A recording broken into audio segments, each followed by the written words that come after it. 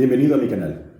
En este video vamos a analizar si es bíblico el trato que se le da a los expulsados en algunas organizaciones. Particularmente vamos a revisarlo desde el punto de vista del trato que dan los testigos de Jehová a las personas que expulsan. Es decir, alguien que ha sido un testigo de Jehová ordenado, bautizado, y que finalmente por cometer algún error ha sido expulsado de la congregación. ¿Por qué se expulsa? ¿Qué sucede al expulsarse? ¿Cómo tratan los testigos de Jehová, es decir, las otras personas de su congregación e incluso las familias, a una persona que ha sido expulsada? ¿Qué dice la Biblia al respecto? ¿Es bíblico el trato que se da a los expulsados? Vamos a ver eso en nuestro video de hoy. El Manual de Ancianos de los Testigos de Jehová incluye varios capítulos al respecto de la expulsión y los procedimientos que se deben seguir para ayudar a una persona que ha cometido un pecado. Por ejemplo, lo primero que menciona es que debemos estar alertas ante los síntomas de debilidad espiritual. Entre los síntomas de debilidad espiritual que consideran los testigos de Jehová, ellos incluyen la falta de autodominio en la comida, en la bebida, en las diversiones, la autocomplacencia, la pérdida de entusiasmo por la verdad. Habría que revisar qué es la verdad. Les invito a examinar un video en este canal que analiza exactamente qué es la verdad para los testigos de Jehová. También entre los síntomas de debilidad espiritual se incluye dejar de leer la Biblia a diario o descontinuar el estudio personal. Nótese que se hace una diferencia entre leer la Biblia y el estudio personal. El estudio personal para los testigos de Jehová tiene que ver con estudiar las publicaciones de la Watchtower, es decir, la revista La Atalaya, Despertar y algunos otros libros que se utilizan en sus reuniones. Entre otros síntomas de debilidad espiritual se mencionan las dudas serias y persistentes. Llama la atención aquí que si uno tiene una duda sobre una enseñanza del cuerpo gobernante, de una de las publicaciones de la Watchtower, una duda sincera, una duda basada en el razonamiento, no es permitido. Cualquier duda sobre lo que te enseña la organización de los testigos de Jehová se considera un síntoma de debilidad espiritual. Finalmente, entre los otros síntomas de debilidad espiritual están el desinterés por relacionarse con los hermanos en las reuniones, es decir, el dejar de asistir a las reuniones de los testigos de Jehová, y la crítica exagerada a los ancianos y a la organización. Nótese cómo se hace mucho énfasis en que una persona es débil espiritualmente no porque deje de creer en las enseñanzas bíblicas, en Dios, en Cristo, en lo que aprendemos en la Biblia, sino por tener dudas sobre enseñanzas de hombres o por dejar de confiar y probablemente criticar una acción inadecuada de un anciano o de lo que ellos llaman la organización. Otro capítulo del mismo libro tiene instrucciones de cuándo formar un comité judicial, una práctica dentro de los testigos de Jehová de realizar una reunión con fines de definir el estatus de esta persona dentro de la congregación o dentro de la organización y decidir si se le censura, es decir, si se le llama la atención públicamente, privadamente o si finalmente se expulsa, se desasocia a esta persona para que se le deje de llamar testigo de Jehová. ¿Qué dice el Manual de Ancianos? Dice que se debe actuar sin demora siempre que se les informe a los ancianos de un pecado grave. Ellos deben revisar si existen pruebas y si hay más factores que se deban tener en cuenta. ¿Qué ofensas requieren una acción judicial dentro de la organización de los testigos de Jehová? El homicidio, sin duda. El intento de suicidio, aunque se invita a tratar a la persona con cuidado y compasión. También está la conducta desvergonzada o conducta relajada. Y en general, las conductas que la Biblia reprocha. También es importante que los testigos de Jehová utilizan algo llamado como la regla de 2 testigos. Se debe tener al menos 2 testigos que den una prueba fundamentada de que la persona ha cometido el error, De otra manera, también podría ser que la persona confiese su error. Es muy interesante que la confesión no se tiene en cuenta como arrepentimiento. Entonces, para expulsar a una persona de la congregación de los testigos de Jehová, de la organización entera, se toma como argumento el que los ancianos que forman parte de ese comité judicial decidan si ellos consideran o no que la persona se ha arrepentido de ese pecado. Si la persona es un pecador impenitente, esta persona es expulsada de la congregación. Si por el contrario la persona muestra profundo pesar por haber hecho o por haber cometido este error, los ancianos tomarán en cuenta esto y probablemente no se le expulsará, sino que se le dará una censura pública o privada.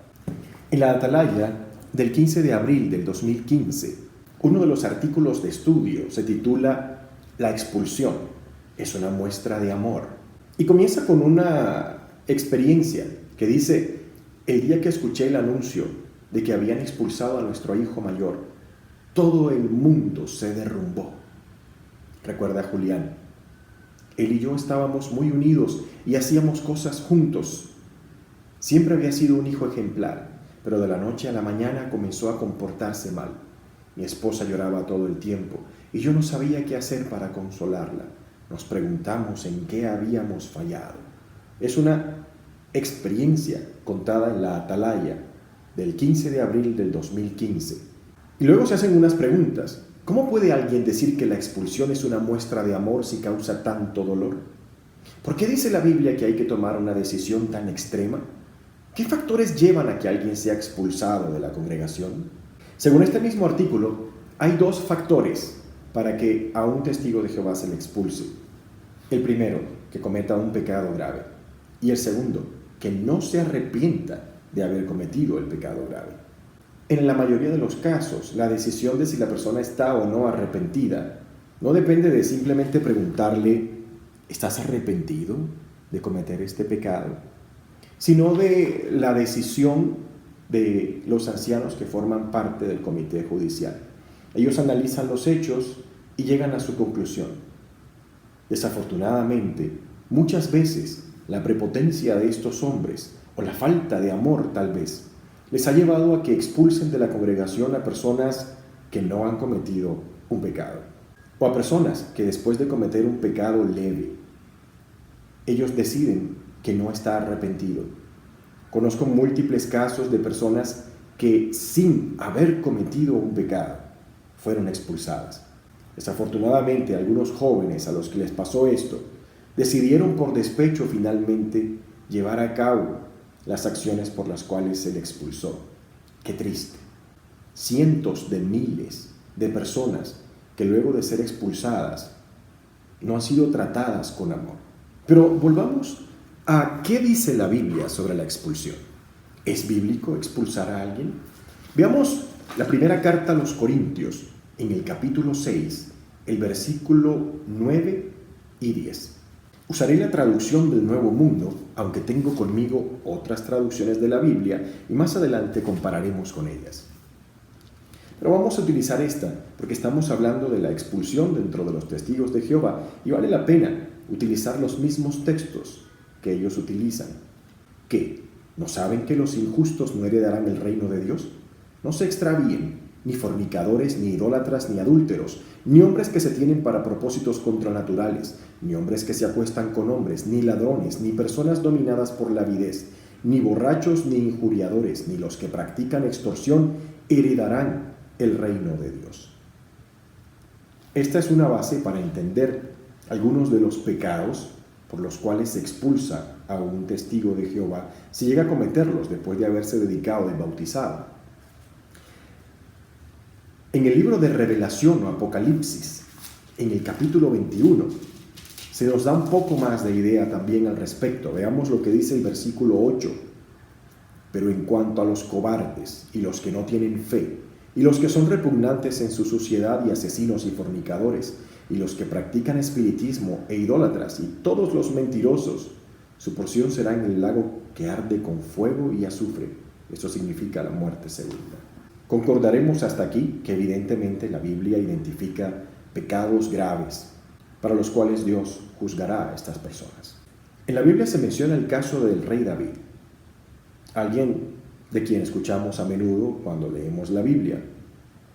Bien, se cuenta que David se enamoró de una mujer casada, la obligó a acostarse con él, cometió adulterio con ella y luego mandó a asesinar a su esposo para quedarse con ella. Fue expulsado David, como se expulsa hoy a los testigos de Jehová. ¿Dejaron de hablarle absolutamente todas las personas a su alrededor cuando cometió estos errores? Bueno, era un momento diferente. No había llegado Jesucristo. No existía lo que conocemos hoy como el cristianismo. Pero vale la pena notar que en el libro de Samuel, en el segundo libro de Samuel, se menciona que Jehová Dios perdonó su pecado. De manera que no estamos ante un Dios inflexible, no estamos ante un Dios que trata con odio a todas las personas que se equivocan. Pero continuemos. ¿Qué más dice la Biblia que ha llevado a los testigos de Jehová a implementar la expulsión? Veamos lo que dice. 1 Corintios capítulo 5. Usualmente los testigos de Jehová se dirigen directamente al versículo 9. Vamos a leer a partir del versículo 9. En mi carta les escribí que cesaran de mezclarse en la compañía de fornicadores, no queriendo decir enteramente con los fornicadores de este mundo, o personas dominadas por la avidez, y los que practican extorsión o idólatras. De otro modo, ustedes realmente tendrían que salirse del mundo.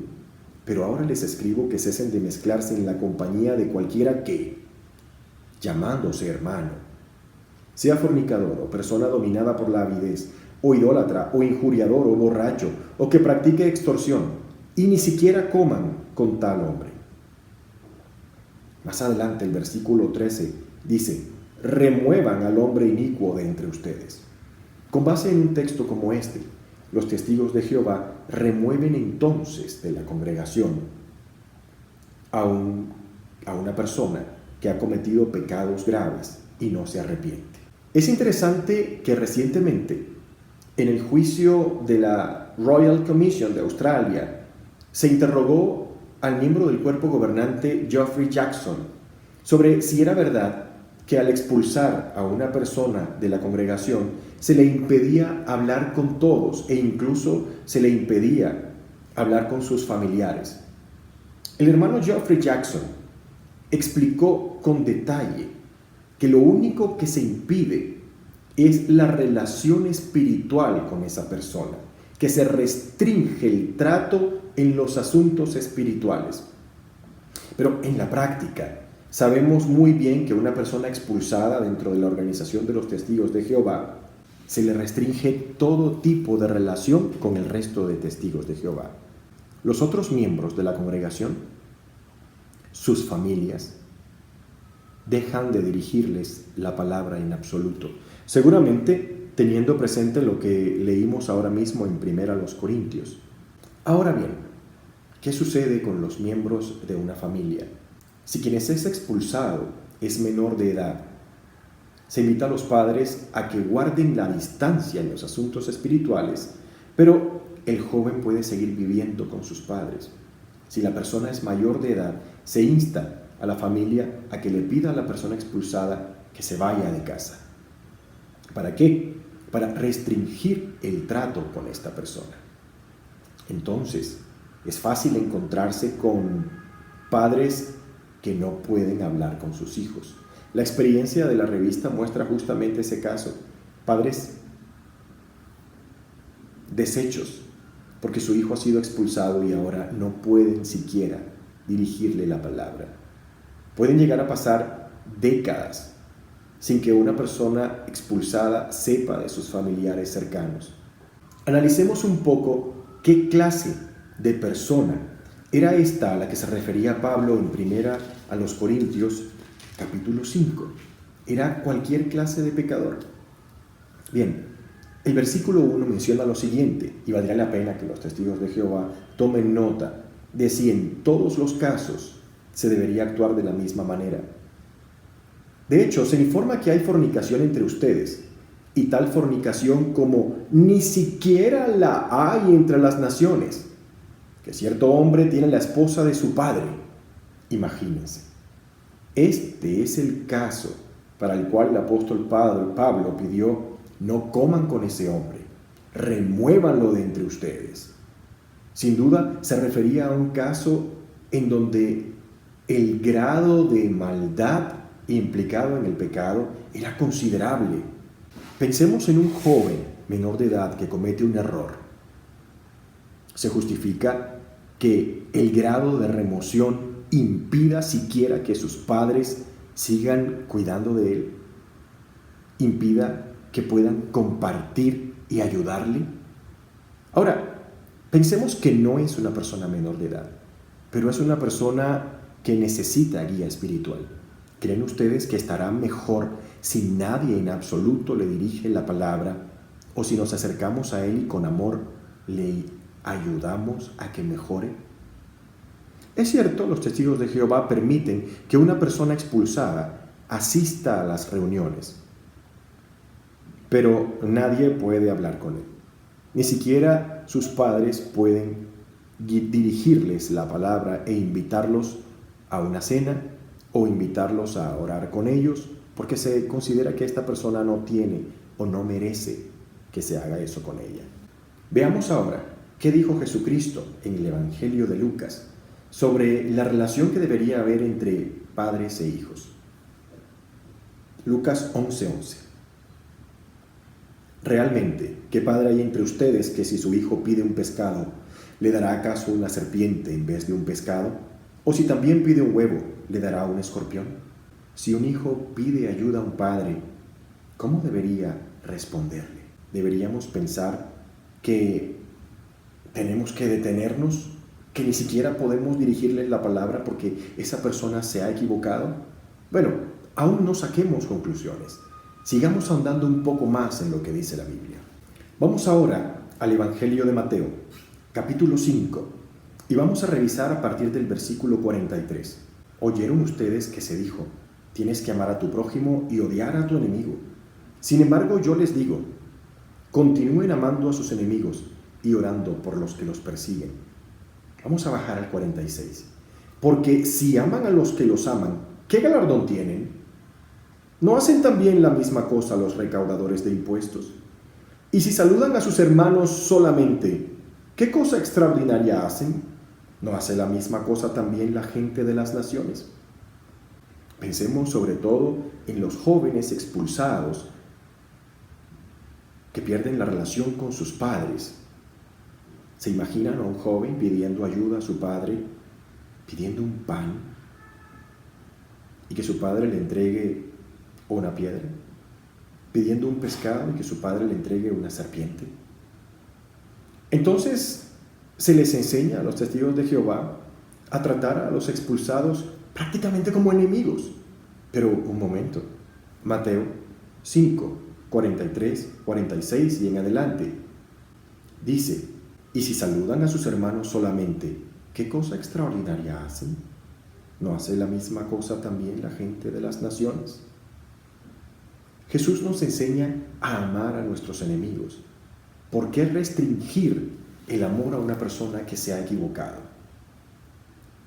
¿Acaso no sería de cristianos acercarnos a una persona que se ha equivocado y expresarles claramente que no apoyamos su proceder, pero que estamos aquí para ayudarle? Por el contrario, muchos padres testigos de Jehová no pueden volver a hablar con sus hijos. Los corren de su casa. Pasan años, décadas. La depresión y la tristeza aborda no solamente a estos padres testigos, también a estos jóvenes que han sido expulsados y se quedan sin nadie absolutamente que les dé una mano. La solución que te da la organización de los testigos de Jehová es: ven, asiste a las reuniones y pasa esa vergüenza terrible de que durante meses te vean entrar y salir sin que nadie te dirija la palabra. Sin duda alguna, una gran muestra de amor, según muestra la revista La Atalaya. ¿Dónde queda esa expresión de Jesucristo de que saludar solamente a tus hermanos no tiene mérito. ¿Dónde queda la instrucción de Cristo de que no solo ames a los que te aman, ames incluso a tus enemigos? ¿Acaso no podríamos mostrar amor y al mismo tiempo mostrar desaprobación por el acto incorrecto de esa persona? Pensemos un momento en la parábola del hijo pródigo. Un hombre tiene 2 hijos y uno de ellos decide pedirle o exigirle a su padre su herencia para irse a vivir una vida licenciosa, de placeres. Se va, compra ropa, busca prostitutas, come en exceso, lleva una vida de excesos, lleva una vida sin control, hasta el momento en el que se le acaba el dinero. Cuando se le acaba el dinero, este joven se encuentra sin saber qué hacer y de repente un día cae tan bajo que como no tiene nada para comer, tiene que comer de la porqueriza donde se encuentran los cerdos. En ese momento este joven, que había vivido durante mucho tiempo tal vez, una vida llena de pecado, recuerda a su padre y dice: hasta los empleados, los siervos de mi padre, viven mejor que yo. Debería volver a donde mi padre y pedirle que me deje trabajar para él. Este joven entonces decide retornar a casa.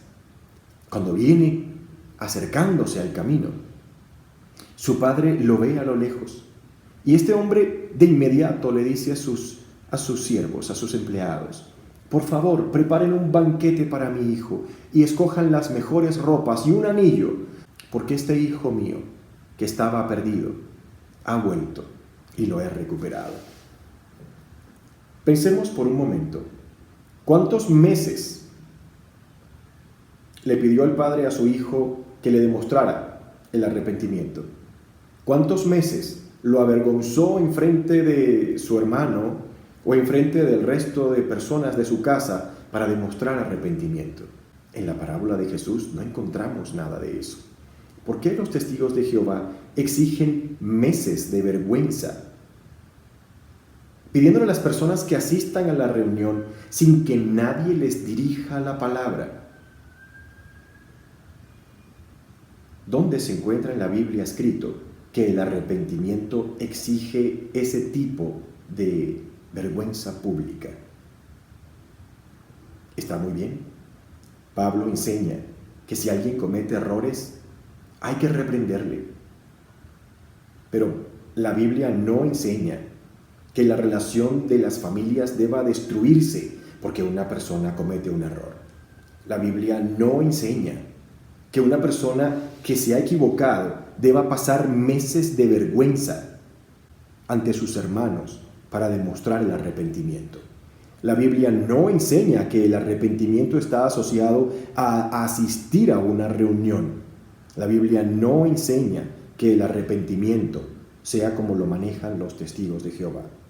¿Acaso el arrepentimiento no sucede en el corazón de la persona? ¿Cuántas personas, por este tipo de vergüenza pública y por la destrucción de la relación con sus familias, termina perdiéndose en el pecado y jamás vuelve a Jehová? Muchos que han sido expulsados de la congregación de los testigos de Jehová pierden la fe, dejan de creer en Dios, dejan de creer en el amor. ¿No habría otra manera de acercarnos a quien se equivoca? Recuerdo perfectamente que Jesús enseñaba que el médico no va a donde las personas sanas, que el médico va al enfermo.